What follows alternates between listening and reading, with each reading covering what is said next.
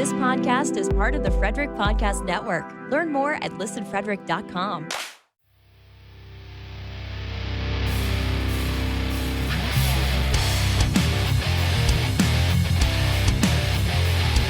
Beers in the Lot is partnered with the Hockey Podcast Network.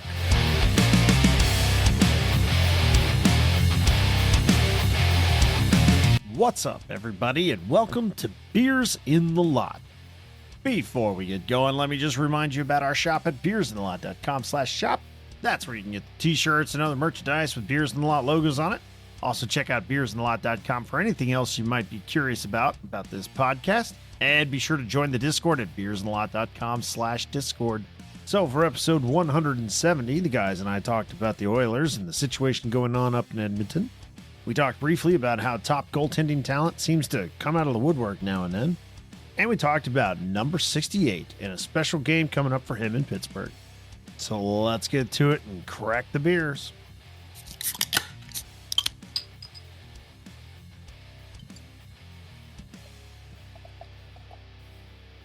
What are you drinking this evening, Aaron? I have another Stella Artois. Hmm. How about you, Daniel? What are you pouring over there? So tonight I have a Super Vivid from Treehouse. Ooh, back in that treehouse bullshit. Hell yeah. Oh yeah. What you got tonight, Riggs? I have an imported beer, just like Aaron. I have a Labatt Blue Light. Wow. Yes, sir. Imports.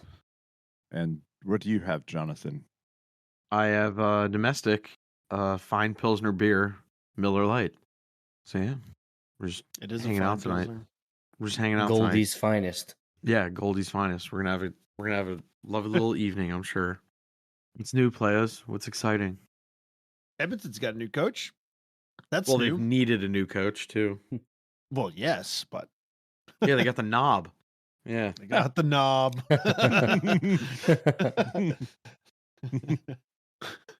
Knob block. Yep. overdue at this point. I don't think. Yeah, if you're a Stanley Cup contender, and I think like everyone at ESPN and Sportsnet and TSN picked Edmonton to do well, and their roster construction to this point has not lived up to what they needed to do. Even kind of Connor and Leon are a little. They're off to a slow start. So that whole team. I want to say Beers in the Lot kind of called that and saw that coming. Just Yeah. saying. Yeah. I said that the first coach that would be fired would be David Quinn out in San Jose, and they are historically bad. So at least we're right. But yeah, Jay Woodcroft sucks. I mean, because I don't think it's his. It's roster construction and everything. But what are you gonna do? Goaltenders can't stop freaking pucks. It's like a beer league game. The first shot went in tonight. I know. Like, I know. Whoops a daisy. They can't- I don't. Yeah. I don't know who's playing. I didn't pay attention, but like I have the game on. The first shot went in. Like That's a bad look. There's just not like. I mean, is the math really bad for Edmonton moving forward? It's not horrible. Like it's not Well, like impossible, but they there gotta is some start putting math. points. Some Edmonton math that I think Riggs has the exact numbers on it. You probably do too, John. But is it 9 in the last 16 years? Coaches? 9 Oh, different yeah. head coaches? Oh, 11 since 2008, pretty much. Since Yeah. Daryl Katz bought the team, Mhm. it's like 11 coaches. Yeah. 11 coaches. It's bad. That's a lot of coaches. Like you said, it's like why can't they make it work? Like they've been given all these first round draft picks, and yeah, a couple of them haven't panned out, which that happens. But they've got the best player in the world right now, and a compliment to him in Draisaitl. I mean, why can't they make this into a thing? Why can't they be good? Why do they suck? Well, to touch on a point that Eric made last week, their goaltending is historically bad for an NHL team. Jack Campbell and Skinner had a lower save percentage than Mackenzie Blackwood and I forget the other Sharks goalie, but they were worse save percentage wise than those two guys, even after I think they got lit up for 20 goals in two games. 2 games. So that shows you how bad. And also the shooting percentage isn't probably what it should be for that team too. But still, like they're not making their own luck. It's not good. Right. So it's a combination of things too. I mean, maybe it is that they just don't have a goalie. I mean, they need one. You got to have one of those. But maybe they just haven't had a goalie, and that's been a major factor. But yeah, like you said, they're not going at all. There was one video of of Draisaitl. I think he was being asked. He's like, "Oh well, it's like nobody's even going." And Dry said something along the lines of, "Great observation." Yeah, he's gonna Question, bro. He's gonna sock someone ever by the met end Mario? of the year. Yeah, exactly. He's gonna. I'm telling you, Draisaitl's gonna sock somebody in the grill before the end of the year, probably. But also, like if you're Edmonton, you kind of gotta be a little worried because Connor has 2 years left on his deal, and Draisaitl, I called it last year, I think. Draisaitl is going to end up in Ottawa with Stützle. We already know this, but like the clock's ticking. So what's going to happen with those guys? Like, I mean, will they stay? Yeah. Who knows? I mean, Zadorov from Calgary like came out over the weekend and demanded a trade. So I think more of the younger guys. I'm not gonna say it's going to end up like NBA where those guys just essentially when shit isn't going right or they don't feel like going to work in that city anymore, they're like trade me, and then they have to trade him. Like, I don't want it to see, like, I don't want hockey to go down that route, but I do think younger players are going to like have a little more leverage moving forward and kind of go, no, you know what? I don't want to play in this situation. I'm going to dedicate X amount of years and do my time. And then I'll go somewhere else. We'll see. Yeah, it makes sense. So you brought up the NBA. This is a ricochet shot. Yeah. McDavid's former agent is the CEO of the Oilers. His former junior coach is now the head coach. The knob. The Like, knob. how much influence is he having over all of these decisions for the team? And don't forget, the gentleman he was riding in the bus with in Erie, Connor Brown's on that team. Oh, and Connor Brown has 0 points. Like, why don't they just go? Sucks. Why don't they just go trade for Burakovsky and like complete the? Yeah, just get the line back together. Complete the. Rick, so are you making a LeBron joke? Yeah. So so it sounds like they're Hell trying yeah. to cater to him. I mean, you got to think they're trying to make him happy, right? I mean, they don't want to see him leave. You don't want a guy of that caliber to leave your team. But in that regards, like if something doesn't change, he's not going to stick around. Yeah. I mean, how do you keep him? Yeah. Get a better fucking goalie. Well, and you got to think too, like the NHL is only like 2 seasons. Now we're in season 2 of like 2 high-profile players in Alberta leaving. One left via free agency, Johnny Hockey's in Columbus, and then Matt Tkachuk like 2 days later is like, you know what? I don't want to be here anymore. And then he went to Florida and it worked out swimmingly for him. Huberdeau, he got benched the other night, so it's not going so well for him in the Western Conference. I wouldn't say it's a straight blueprint, but like young, talented players are kind of like, I don't want to be here anymore. Connor, I'm sure if he tells him I want $40 million, even though the salary cap, like it'd almost be 50%, Edmonton would go, okay. But like Draisaitl, like maybe I don't he's know, like, Arizona could cover that. oh God, whatever. Yeah, if you don't have to pay for a rink, it's easier to pay for the players. So I think the only way that McDavid stays is if Ken Holland gets fired. Well, I think his contract's up in the end of the year, so I think he's no matter how it was going to happen, I think there's probably either a plan in place for after this year, or if it wasn't like 100% solidified, I'm willing to bet Jeff Jackson, Connor's former agent, who's now the CEO. I'm willing to bet they have already had quite a few discussions on, all right, what do we got to do to like salvage this year? And also too, like what assets could we like futures or maybe stuff on their current roster? Like what can we move now to make us salvage this year. Because if you waste it, let's say you don't even make the playoffs, that's a total waste of a year for Draisaitl and McDavid on the same roster. It is 100%. Like, they have a few other decent players too, like RNH and Nurse. They're great, but we all know the two guys that matter on that roster. So you got to, I mean, Florida proved it last year. You get in the dance, anything happens. So they have to essentially go, what do we got to do to catch these teams in front of us to either get into a wild card or third spot in the Pacific? And then what assets off our current roster do we have to either move or futures? Like, what do we do?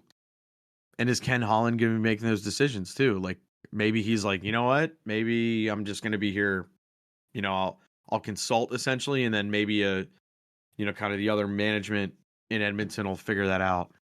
But yeah, Riggs, would you mortgage the future essentially, and just go like, we need some help in goal or deep or something?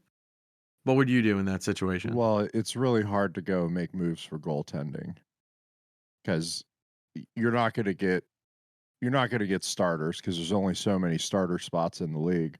Nobody's going to let those guys go unless you get to trade deadline time. But by then it might be too late for them, considering the hole that they've already dug. So you're looking at, quote unquote unproven prospect goaltending that you're looking at if you're going to do something like that.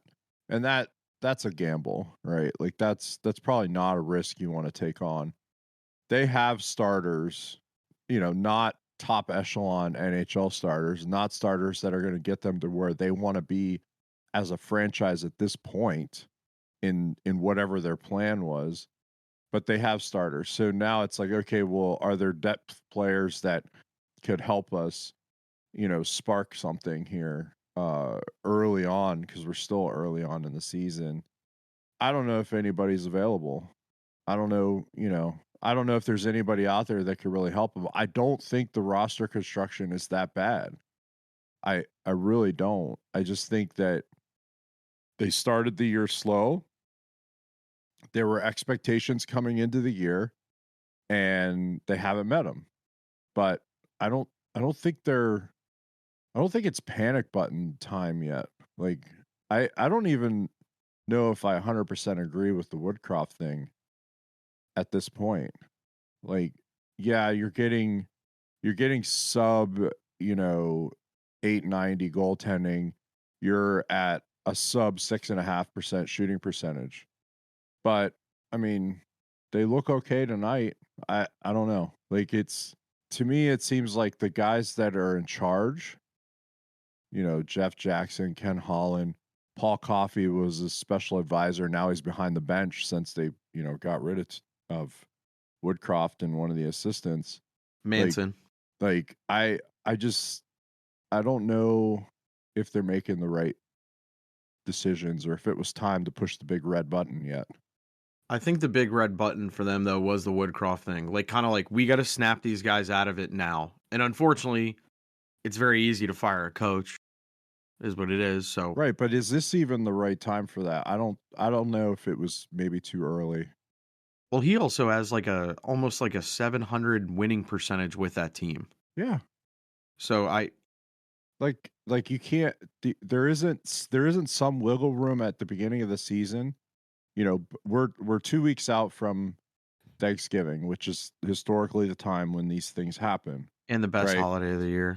There wasn't still some time left in these 2 weeks of games to kind of see what happens, and then then decide, okay, we got to do something now, because before we head into December, we need to start moving upwards and progressing. Like, that's how this works. That's historically how this works. So I don't know if to me it indicates that there's some confusion and some turmoil in the management level, that shit rolls downhill, and that is going to be what makes players leave. It's not necessarily the coaching decision this week. It's not, any of that stuff. It's that there's just general confusion and turmoil. Like, even at the even at the press conference thing, like Jeff Jackson and Ken Holland's answers when the reporters were asking him questions were completely contradictory to each other, right? Those guys should be on the same page. They should have talked about that shit before they went in the room, right? So if that's what's going on in public, like who the hell knows what's going on behind closed doors? So that's why I'm like, they got to get rid of Ken Holland. Like I think that's the guy you get rid of, but I don't know. Do you think they're panicking a little bit more because they are in a Canadian market and you do have the number one player in the world? Yeah, it's that. 1,000%. It's that, and also like they've made the playoffs and they've advanced, you know, in the playoffs a couple times the last couple of years. You know, now this is the year like we're contenders, right? Everybody's picking us. We're odds favorites at some level to win the cup. Like, so yeah, I get it, but at the same time, like, I think maybe they moved too early. Maybe. I'm not 100% either way on this. I think it's just there's something else going on there that's not right.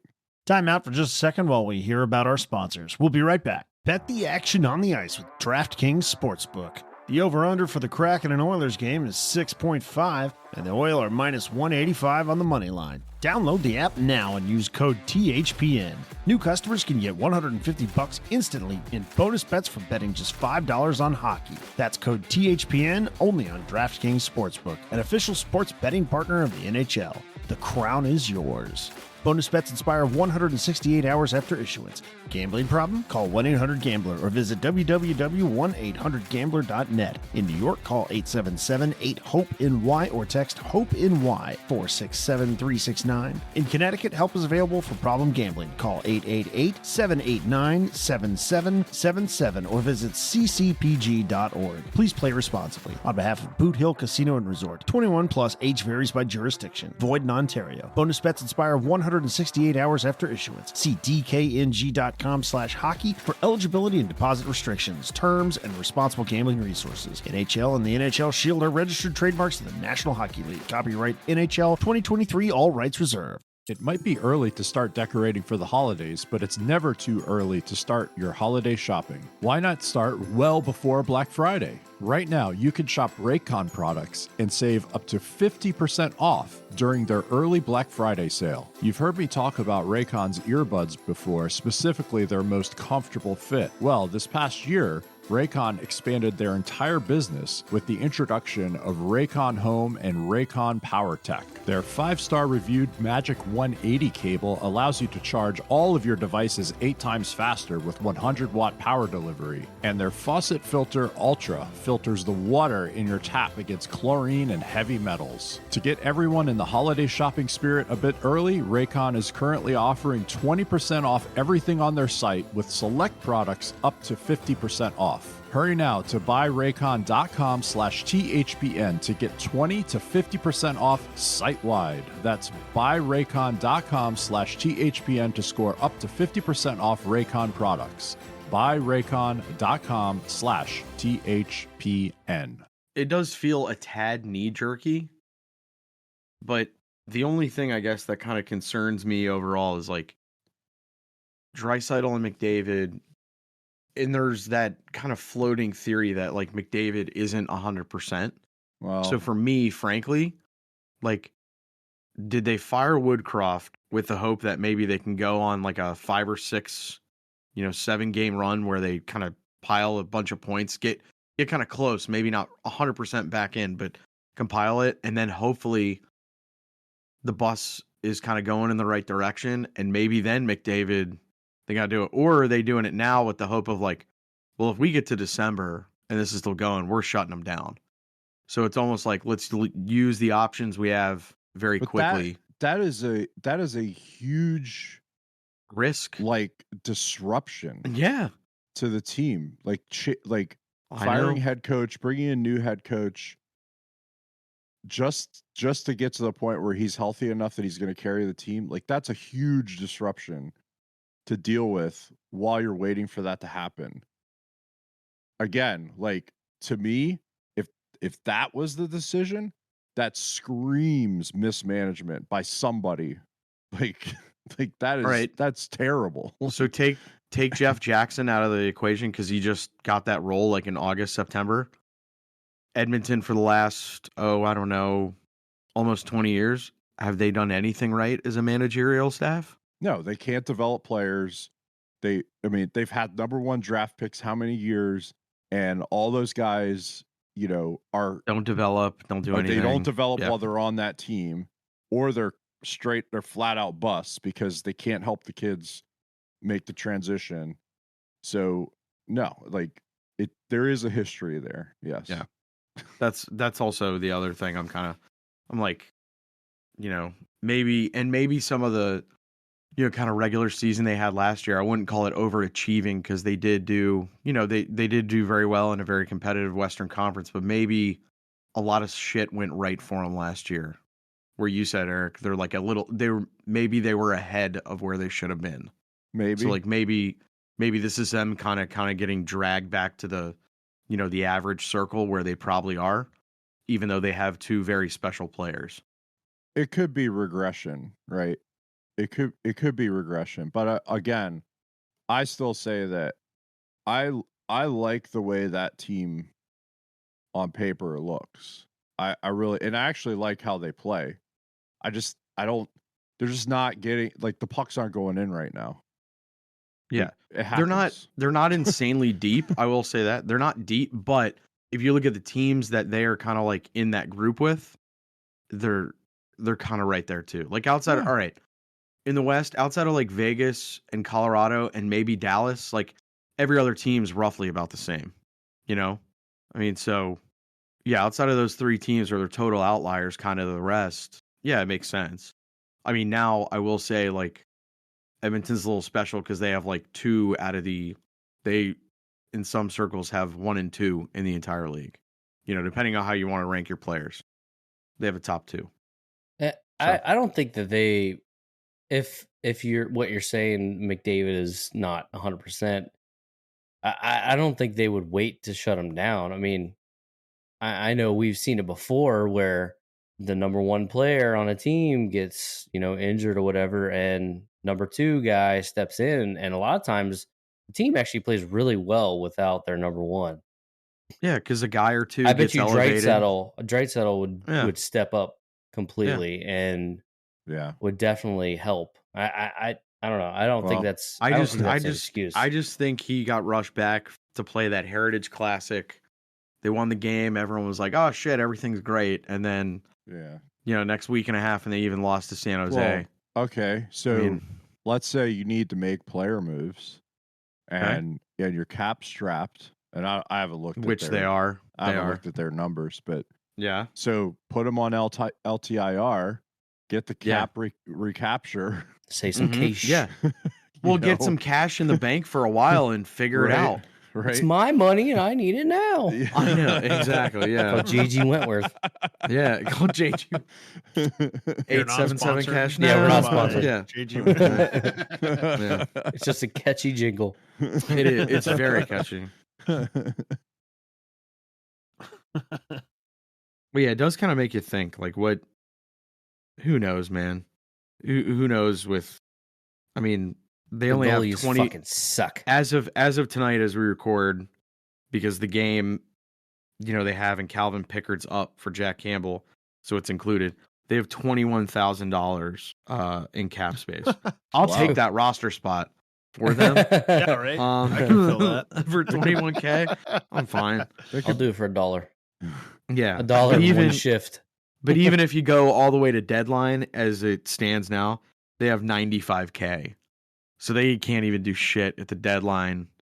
They gotta figure it out. They could buy a compact sedan. Yeah. They could. But if you look, the next 3 years, Ford F-150. Yeah, the next 3 years. No way. Oh yeah, you can't buy an F-150 for that. No way. Maybe a 1993. Yeah, maybe a 1993. No, I'm talking about the ones with no cruise control and like a tape deck for a radio. Oh, it has the roll-up windows still, maybe. Yeah. Roll-up window. That sounds like Borat buying the ice cream truck, man. That's exactly what that sounds like. No, the Maybe next an ice cream truck would do Edmonton well. Yeah. Yeah. The next Maybe they 3 should buy years. that. Make everybody happy at least. Yeah. The next 3 years, though, they do have all round number 1 picks and 2 out of their next 3 for round 2. The next 3 years of the draft. So, like, if they want to trade some future capital, great, but you still got to solve the fact that it's Can't you pay literally. Well, the only way you do it that way, you give somebody up who is probably making a little more for a player, and you have to throw in the draft pick to essentially sweeten it. Where the team's like, I kind of don't want to do it, but sure. And also all those teams, they're going to try and kill Edmonton on deals. They're going to go like, yeah. What all that means is that the window's going to be open for a while for them. This isn't the end of it. This is probably No, not at all. They're probably leaning towards still the beginning half of whatever their cup window is, you know, with their big 2 and the core players that they have right now. So they're going to be fine. I just think like they got to settle down like as a management team and as a hockey ops team, like just settle down and like just play the games and figure out the things that you could tweak to score a few more goals here and there and help your goaltender out in your end. Like just do those things, you know. Don't disrupt your team trying to make it better. Like, Right. I don't know. Don't ruin the team by trying to fix it. Right. Yeah. I want to come back to something that you were talking about a little bit ago, Eric, about goalies and how you have to go with like unproven goalies and it's a gamble. Anecdotally, how many times has that actually paid off for teams? I feel like that actually happens somewhat often. Not like all the time, but I feel like goalies that are you know, like put into a pressure situation, especially in the playoffs. Yeah. Like starter goalies are born out of being the backup when the starter goes down in the playoffs, it seems like. I don't know how many are like that, but I feel like it's a fair number of goalies.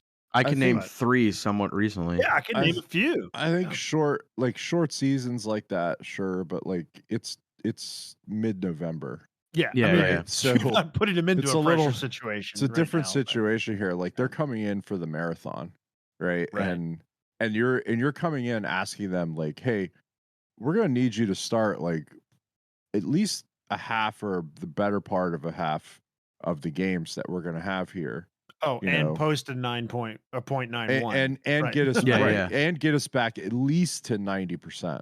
Yeah, you know, and if you get us it's there, a big ask, then the roster could probably take the rest from you. But they're 2 points down from that right now, and it's true. a lot. It's a lot to ask for somebody coming in that's probably going to be an American League or a Coast League guy, right? So it makes me think of Goody, who we play with, and how he's told us before that he could just decide he wants to win a game and start playing out of his mind. And that's definitely what goalies do in the playoffs. Like obviously they come in and they're like, oh, all the pressure's on. Well, I'm just going to try my fucking ass off. Whereas if you bring them in the early parts of the season, it's like, okay, well, this is a slog. Yeah. And if I'm going to make it to the end of the season, then I can't try my ass off every game. And some shit's just going to have to go in. Like that's got to be the mentality. I don't know for sure. I've never played goal, but I know that goalies can find that extra gear, if you will. Absolutely. So maybe that's a big part of it for the playoffs and so on. I think the playoffs too, it's like a little different animal just because it's like you're playing every other day. You're playing one team consistently, and you kind of like we've seen it a ton with the playoffs in general. Like you just have to worry about the next puck coming at you because the way the game's going to flow, it's going to, ebbs and flows back and forth kind of, you get a idea of the pace, and it's just, like I said, because it's every other day, your body gets in a rhythm, your mind gets in a rhythm, and you can kind of do your scouting, your recovery and rest, and then you're good to go. Regular season, it's a little more tough because like you're playing, 2 and 3, and then you got back-to-backs thrown in there and travel and other weird stuff, like just your regular off days of like, oh, we have 3 days off. Then we're on a road trip for like 8 days playing 4 games, shit like that. And so you like see, it's you see variance. various teams. So you have one team Yeah. bearing down on you every Mhm. single shift, and then the next game they're a weak team, so you go 5, 6, Yep. 6 minutes without a shot, or like yeah. Yeah, a lot of So like a you beer play the league game kind of. Sharks, and you Yeah. see 4 shots in the game. Like, Yeah. Yeah. I mean, it is goaltending in general. It ain't easy. And I like Jack Campbell. I like his story. So I Mhm. like kind of hope. I don't think it's physical. It's mental. And something happened, early this season because he did have a good training camp from every reporter saying that. So like something came off the rails, and I'm sure he'll find it again some way, some form. But it's like, unfortunately, in this situation, you're on a clock. You don't have the luxury of kind of like, Skinner coming in, taking a boatload of games up front, you working on yourself, and then coming back. Like both of them are in that kind of, dark space as a goaltender, if you will. Like they're both kind of really fighting it. So that's kind of the one thing. Like some teams have like, 1A and 1B, where when one's down, the other one kind of picks them back up and so on. So like they're in a unique situation because they both make a decent amount of coin, but they're not. Well, and that's so. Yeah, that's the other problem too. That's the argument for not paying them. Like not like your starter should, between your starter and your second guy, it should be 1A, 1B. They're making a combined, X number of millions of dollars per year AAV. It's almost 7 between the two, right? yeah. And I like so you're bringing them in at 3-4 per year, right? You got to find that sweet spot. And once a guy plays well, and then they're like, oh well, I need to be making 7+, 8+. Now you got to let him go. Or Right. if you sign him, you got to understand that if he's not playing well, you're losing. Like that's what's going to happen. So like, that is to me, like, yeah, the goal scoring's at a premium and you got to pay those guys and everything. But I think the hard work in the cap management is in the crease, and then that bottom 6 and your top 4 defensemen. Like that's the real work in cap management. So my opinion. We gotta talk about Jagr, dude. We gotta talk about Jagr. How you feel about that, John? How you feel about Jagr? Oh man, they putting his number in the rafters. so much emotion came through my head when I saw that. I was telling you guys about I was telling my wife, and then I told you guys how little Johnny was crying because I was like, they're gonna move the team and it's garbage. It's horrible. Like it was. I mean, Jagr. As bright as it was near the end of the Jagr era and right after he left, like if you were a Penguins fan, it was a very dark time to be a Penguins fan. Like the team was not doing well. Every day you kept hearing they were moving to Kansas City. Every day. And it was just not. It was horrible. And then we had years and years of like Rico Fata and Alexei Morozov and tricky Dick Tarnstrom leading the team. So like, typical bell curve of a franchise. But like, the cool thing is like when Jagr left, there was a lot of bad blood, because they weren't going to pay him. He kind of wanted to stay, and then he moved, and then he went to the KHL after a few years, and then he never, he was talking to the Pens. They felt that they got burned. He said, she said nonsense. Who really knows how that went? No one ever knows. But like the fact that he's going to retire his number where he belongs, that's a good thing. Like Sidney, Gino, they're going to probably finish their careers with Penguins. That's awesome. Lemieux obviously did. Jagr, like he's on the Mount Rushmore of Penguins all time. It's not even close. Absolutely. Stellar dude. I kind of hope they do, like, I forget what team does it. Riggs, you may know. They have the guy come back, like, they call it, like, one last lap or one last shift. Oh, yeah. And they have the alumni go out in their gear. I kind of want to see that. Every once in a while when a guy gets, when they get their numbers retired, they'll do, like, the last lap thing, and they'll when they have the banner, out there, and they get to skate around on the ice, and then they put the banner up or whatever. Like, there's been some players that have had that done. Yeah, I forget. I kind of want Jagr to go out in like the Jofa helmet with the mullet and do the salute. Like, that would be iconic. So nice. I know. Yeah. Fully tucked jersey. Mind you, like fully tucked jersey.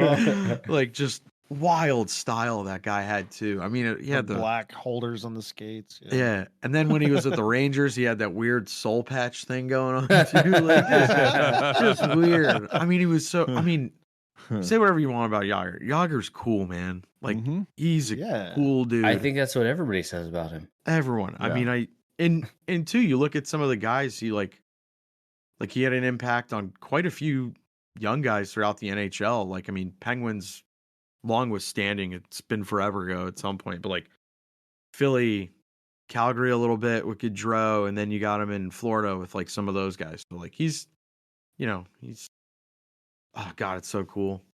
I'm so jacked. The work ethic. I mean, just the stories about that guy who, he had the keys to his facility and he'd be in there shooting weights around on the ice. Yeah. Well, that's what happened. He openly admitted he doesn't diet. He doesn't do that, so he intentionally works on works. Just wears a weight vest and skate weights and shoots weights around the ice. It came up in Discord. Somebody's like, "Don't wear weights on your skates," or "Don't." Oh, it's so. Yeah, Eric, it was you. Yeah, you said, "Don't do that." It's so bad for your joints. It's so bad for your joints. It worked for Jagr. Yeah, Jagr is not the same. And also, he's different. Well, no, he's just a freak athlete. He's like all these other guys that it wasn't going to matter what they did. They were going to be the best at it. Right. Like, it didn't matter. Well, he was also skilled, right? I mean, yeah, clearly he has see that going for him. That helps a lot. But like, seriously, don't put weights on your ankles. Yeah, don't stop. It's really bad. Don't for you. Anything Jagr does. Is it the beers in the lot disclaimer? He would do the weight vests. I believe he did the parachutes too. Don't do that, youth or adult. We don't need that here. No, you don't need that either. Especially youths. Yeah, youths don't need that. The fastest skaters put the most force into the ground. That's how it works.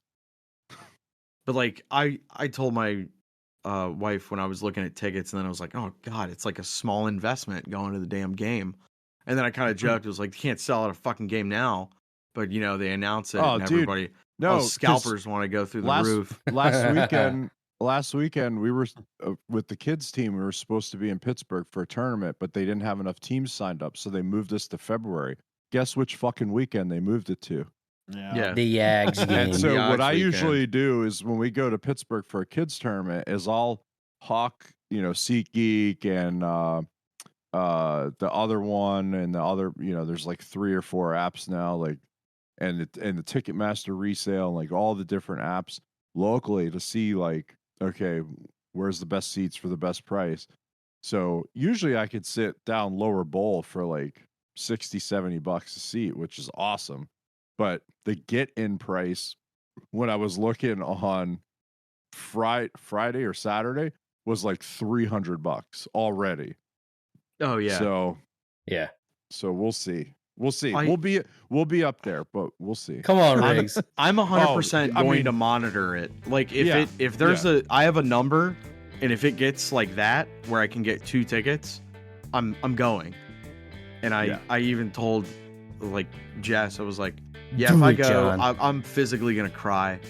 Like I would, because like it was like that age, like 10 to 18. So like it was like right in the heart of it, of like. Yeah. When you develop your musical and sports taste, and it was like, especially with the team moving and everything, it was like I said, it was a very dark time. And now look at us. We're a, model franchise having older players almost out to pasture as an organization. It's great. Like, it was awesome. So like, All right, that's it for this one. Thank you for your listen and for your support.